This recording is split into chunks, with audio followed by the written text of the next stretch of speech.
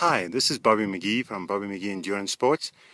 I'm out on one of my little morning sojourns. I normally get a little bit of time to either go for a walk or a run in the morning, sort of alternate. And I'm up here in Falls Creek in the southern part of Australia. Just around the back, you can see I'm on some kind of an escarpment here. So it's pretty high up. I'm figuring it must be close to 6,500 feet. And still a little bit of climbing to do, but I'm pretty near the top. You see out there, there's a nice little peak that should make for a nice challenge. But I'm getting pretty close to the end of my limit anyway. I'm already at 3 kilometers, and I can normally do about 5 miles of this. So today I just want to address the coaches. You know, there's always a bit of a conundrum in the coaching world as to the coaches must be fit and the coaches must be healthy and they must be having a good time in order to be able to do a good job.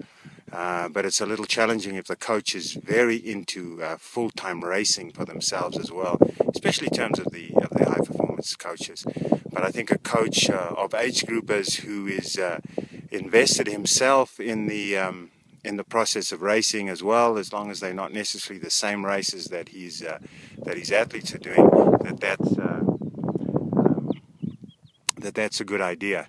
In my book Magical Running, I speak about the 4 stages of the athlete's career, and I think that applies to the coach as well. And they're not sequential. So you talk about the initial stage where you're competing against yourself, and that stage is called the athlete stage. So you're trying to get better than you were last month and last year, and you're constantly looking at ways to improve your own performance relative to where you were.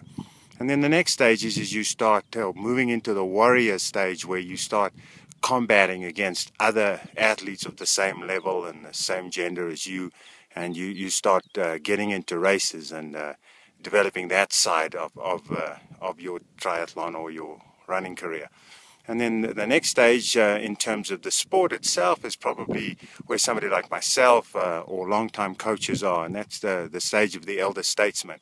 And the Elder Statesman stage is where you sharing the benefit of your education, your experience, and your learning along the way, and you're helping others to be the best athletes and the best warriors they can be.